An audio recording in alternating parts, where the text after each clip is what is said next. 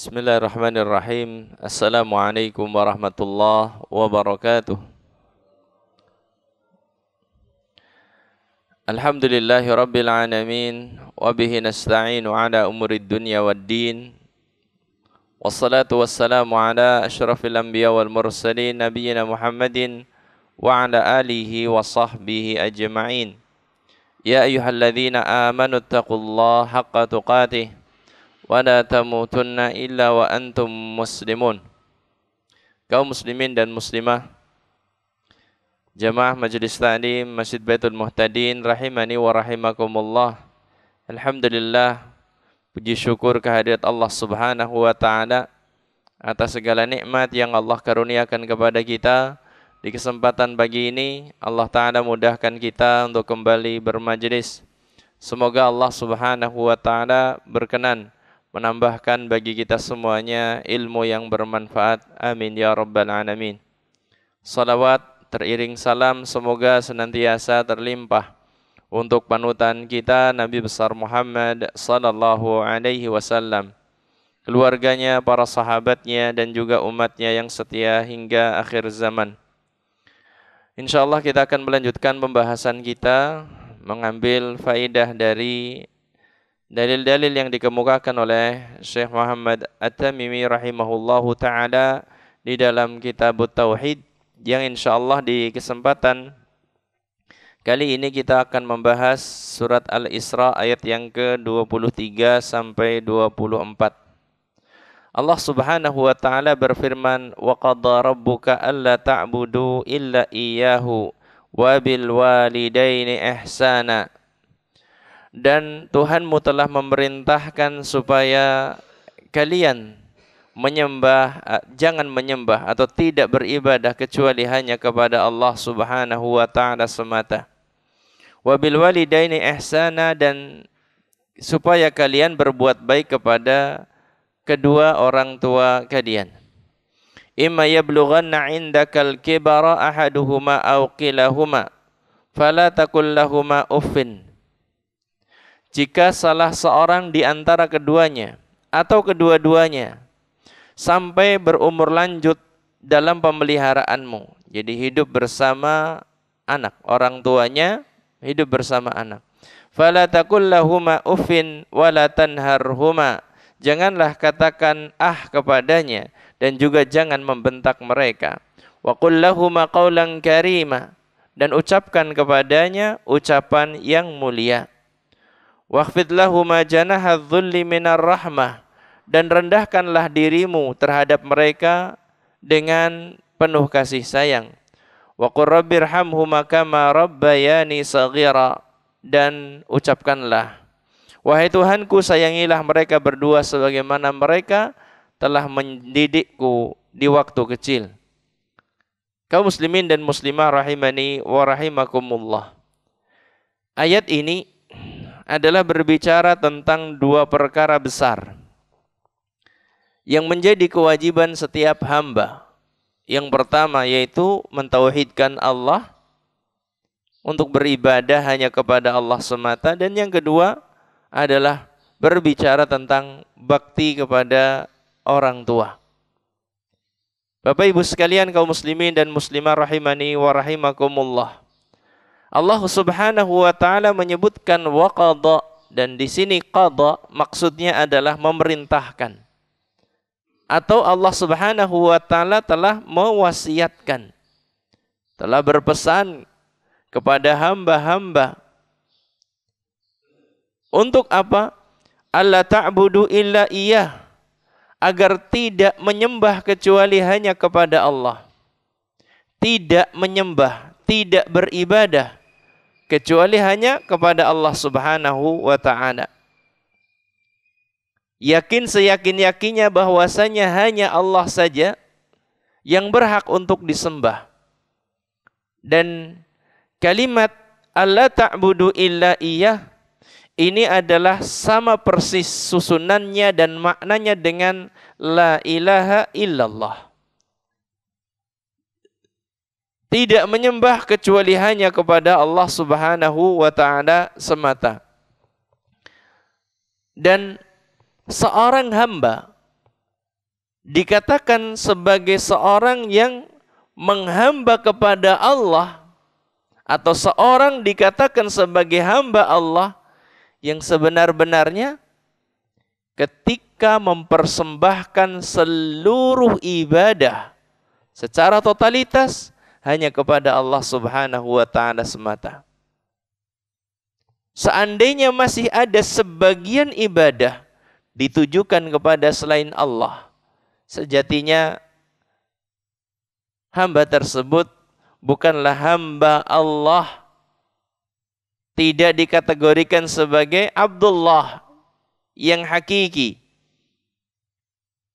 Saudaraku yang dimuliakan oleh Allah, bahkan seandainya 99%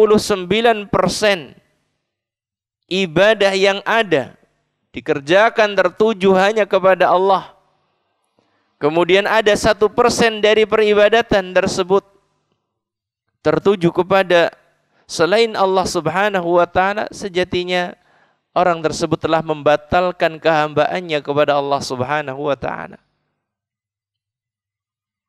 Seorang dikatakan sebagai hamba Allah yang sebenarnya ketika dia mempraktekkan wa ma umiru illa liya'budullaha mukhlishina lahuddin.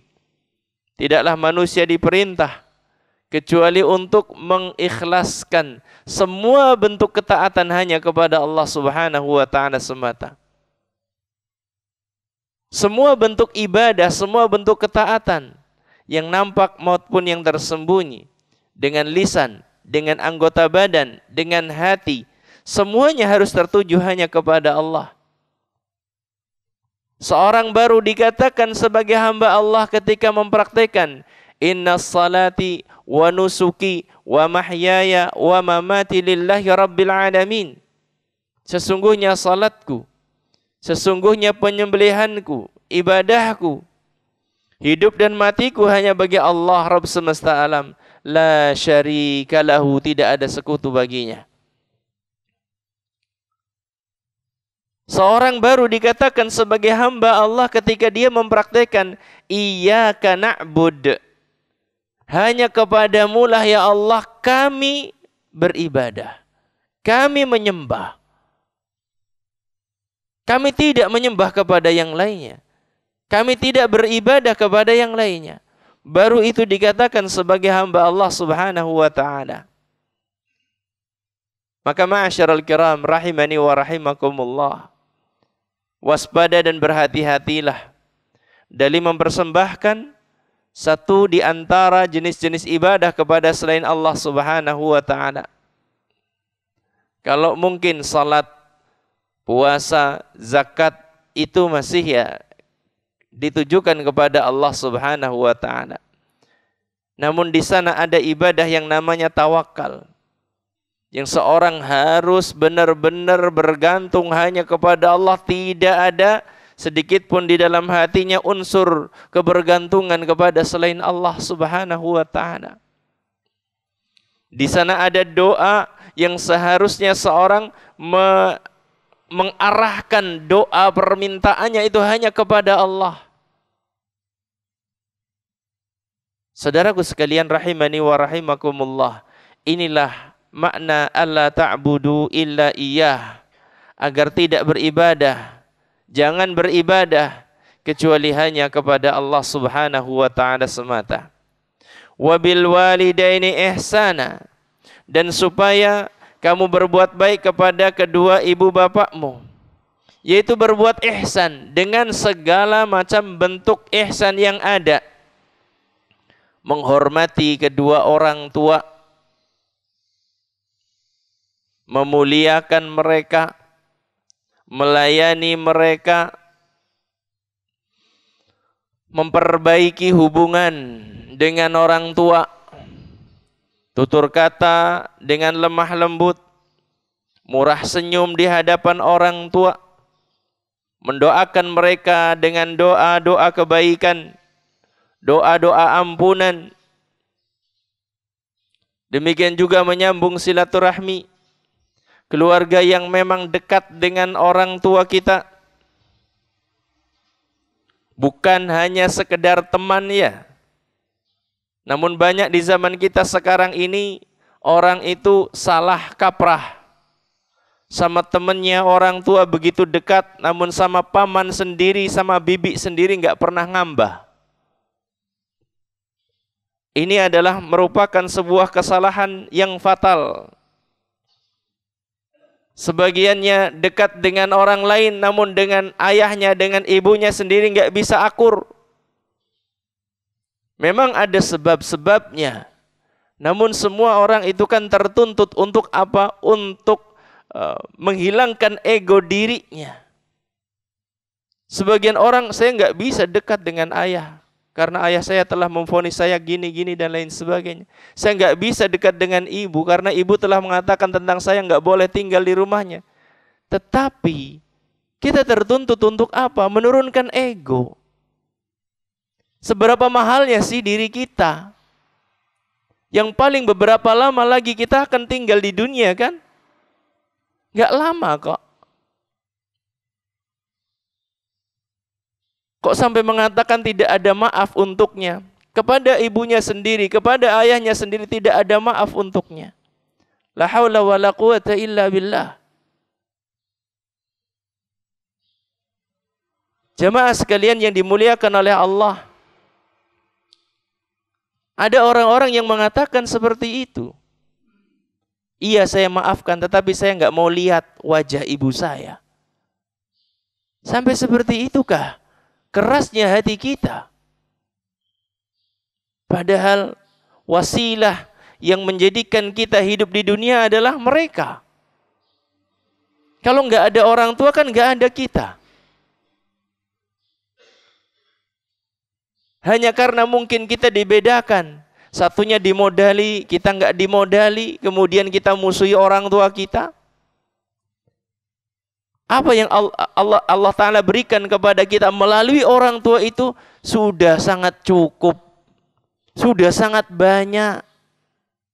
Kalau seandainya tidak ada nikmat Allah melalui orang tua, melainkan hanya kita bisa terlahir ke dunia, itu sudah sangat besar jamaah. Nikmat Allah yang sangat besar. Kita diberikan kesempatan untuk hidup di dunia ini. Apalagi perawatan dari orang tua, kemudian tumbuh besar kita di bawah pengawasan orang tua. Sekian banyak cinta dan kasih sayang yang tercurah kepada kita, kemudian hilang begitu saja. Saudaraku yang dimuliakan oleh Allah, tekankan kepada anak-anak kita. Kalau mau menjalin hubungan baik, ingat punya skala prioritas.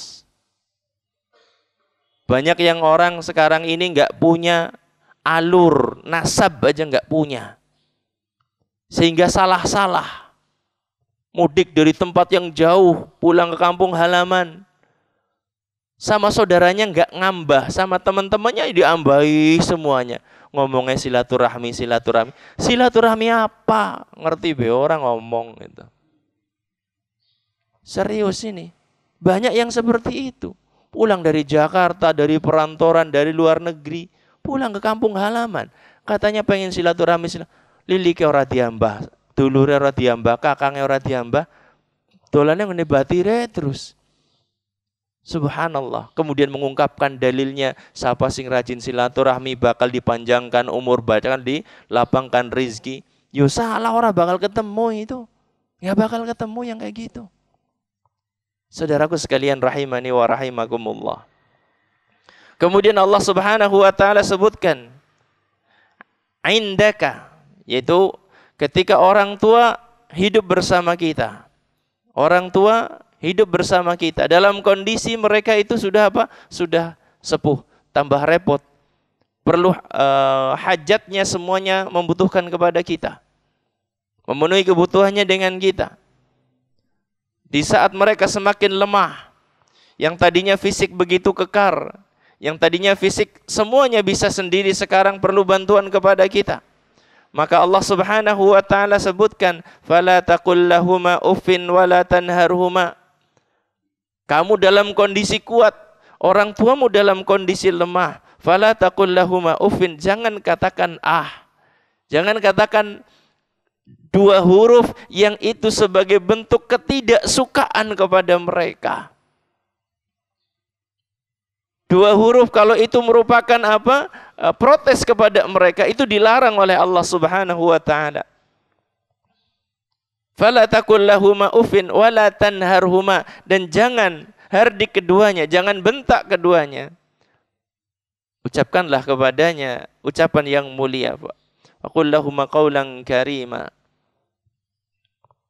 Kemudian kita tertuntut untuk merendahkan diri meskipun mereka itu sudah kondisinya lemah, kondisinya sudah semakin repot. Rendahkan diri kita. Kita itu enggak ada apa-apanya di hadapan mereka. Kita enggak ada apa-apanya di hadapan mereka. Waqfid lahuma janahadz dzulli minar rahmah, rendahkan diri dengan penuh kasih sayang. Wa qur rabbirhamhuma kama rabbayani shaghira, dan ucapkanlah, wahai Tuhanku, wahai Rabbku, sayangilah keduanya sebagaimana mereka telah mendidikku di waktu kecil. Ma'asyiral muslimin, Bapak Ibu sekalian rahimani wa rahimakumullah. Ada beberapa faedah yang bisa dipetik dari ayat yang mulia ini. Yang pertama adalah ayat ini berbicara tentang wajibnya menyembah Allah semata, yaitu bertauhid kepadanya. Wajibnya untuk menyembah Allah saja dan tidak menyembah selainnya. Dan ini merupakan pokok dari ajaran agama kita. La ilaha illallah maknanya adalah tidak beribadah kecuali hanya kepada Allah Subhanahu wa taala.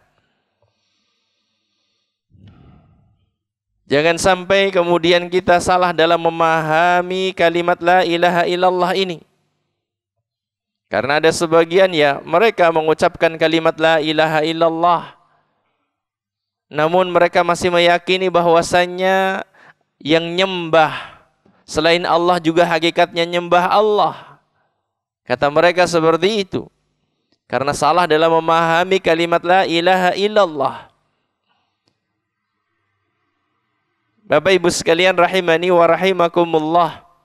Tadi saya sampaikan, seorang dikatakan sebagai hamba Allah yang sebenarnya ketika dia totalitas ibadah yang dia kerjakan ditujukan hanya kepada Allah semata.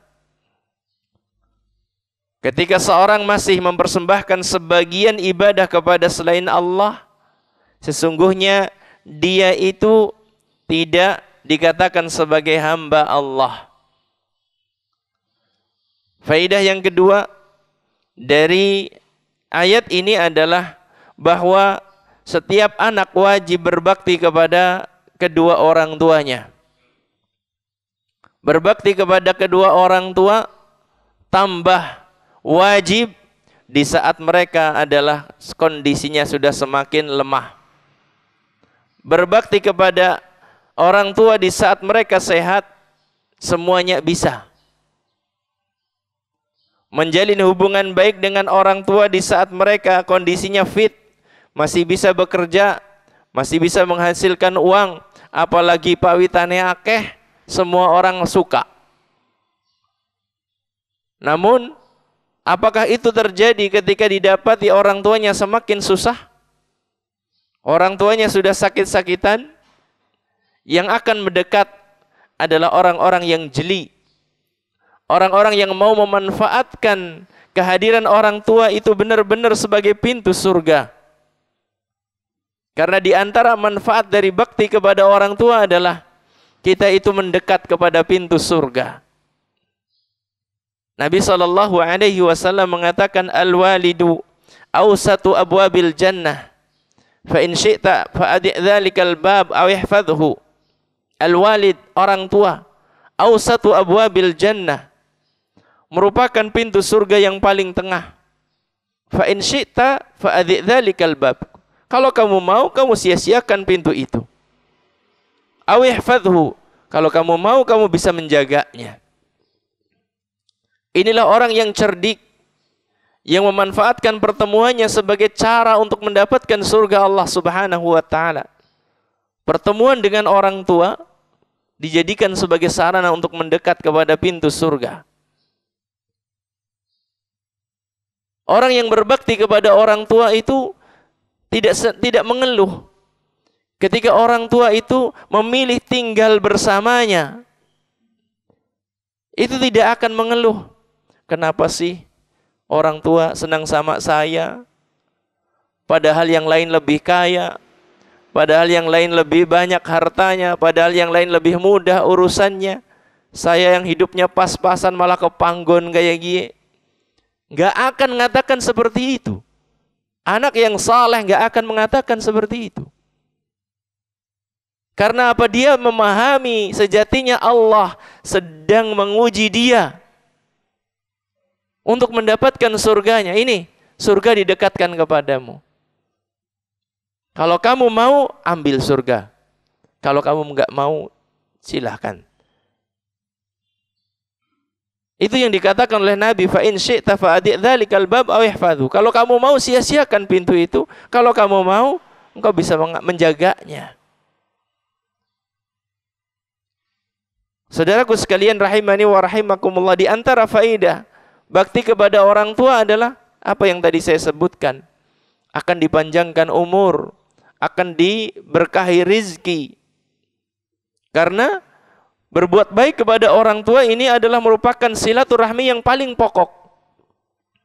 Silaturahmi yang paling pokok adalah menjalin hubungan baik dengan orang tua kita. Nabi SAW mengatakan, man ahabba ayyamudda fi umurihi wa yuzad fi rizqihi falyabarra walidahu.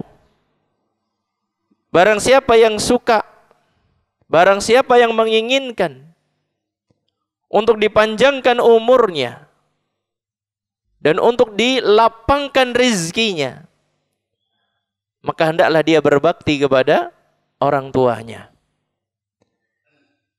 Ini adalah silaturahmi yang paling pokok. Yang paling pokok. Kaum muslimin dan muslimah rahimani wa rahimakumullah.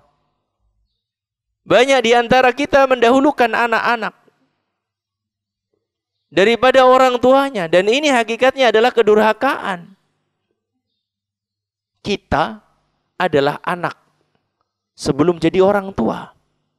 Maka kita tertuntut untuk menjadi anak yang berbakti terlebih dahulu daripada menjadi orang tua yang mengurusi anak-anaknya. Kan banyak di antara potret di zaman kita sekarang ini, orang tuanya butuh biaya untuk operasi, anaknya butuh biaya untuk kuliah. Mana yang didahulukan? Di zaman kita sekarang ini banyak yang mendahulukan apa?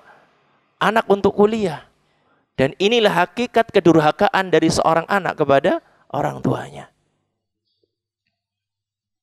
Ini kedurhakaan. Namun banyak di antara kita beralasan dengan 1001 alasan untuk lari dari tanggung jawab tersebut. Ada istri yang menjadi tanggung jawab kita, tetapi di sana ada orang tua. Ibu kita, kewajiban kita kepada ibu kita lebih besar daripada istri kita. Dan ini kadang-kadang tidak dipahami oleh banyak di antara muslimah. Keberadaan orang tua atau ibu mertua itu menjadi apa? Pengganjal untuk menguasai suami. Kecemburuan muncul ketika sang anak atau sang suami ini memberikan sesuatu yang lebih kepada ibunya, istrinya cemburut. Ini yang terjadi, ini kedurhakaan juga. Di antara faidah dari berbakti kepada orang tua adalah orang tua itu akan mudah doanya berupa doa-doa kebaikan. Dan doa orang tua, jika itu doa kebaikan, adalah sangat diharapkan sekali dikabulkan oleh Allah Subhanahu wa taala. Nabi SAW mengatakan, "Thalathu da'awat yustajab. Ada 3 doa yang itu mustajab. La syakka fihinna, tidak ada ragu sedikit pun padanya. Apa saja doa-doa yang dikabulkan oleh Allah, mustajab itu? Da'watul musafir, da'watul madlum. Yang pertama adalah doanya orang yang teraniaya, doanya orang yang tersakiti. Yang kedua, da'watul musafir, doanya orang yang sedang bepergian jauh, sedang melakukan perjalanan. Kemudian yang ketiga, da'watul walid liwaladih, doa seorang ayah atau seorang ibu, doa orang tua untuk anaknya berupa doa-doa kebaikan. Kemudian faedah yang ketiga dari ayat ini adalah Islam itu mengenal konsep saling menanggung secara sosial. Adanya konsep saling menanggung. Maksudnya seperti apa? Orang tua wajib untuk menanggung kehidupan anaknya di saat anak-anak belum mampu. Itu kewajibannya berupa nafkah. Ya. Ayah, ibu tertuntut untuk apa? Untuk menanggung kehidupan anaknya. Kemudian gantian. Ketika orang tua sudah tidak mampu, anak punya kewajiban untuk menanggung kehidupan orang tuanya. Tadinya orang tua menanggung kehidupan anak, kemudian gantian posisinya. Anak menanggung kehidupan orang tua. Konsep ini dikenal di dalam Islam. Saudaraku sekalian yang dimuliakan oleh Allah, sebagian orang punya punya anggapan karena memang ya tidak diajarkan, tidak dididik untuk apa? Berbakti kepada orang tua. Sebagiannya sampai mengenal istilah free child apa sekarang ini yang tidak mau punya anak itu. Hah?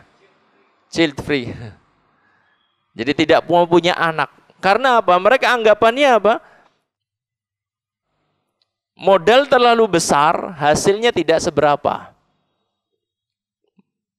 Punya anak itu modalnya terlalu besar.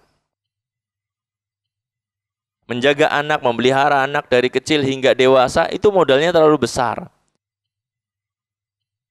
Sementara hasilnya enggak signifikan, enggak jelas. Sebagian mereka lebih memilih memelihara anjing di rumahnya. Karena anjing katanya lebih setia.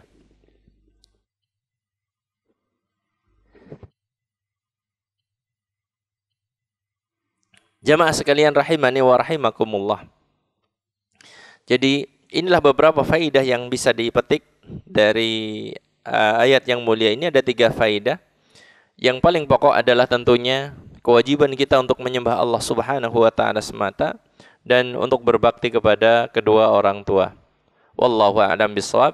Ini yang bisa kita bahas di kesempatan majelis kita pagi hari ini.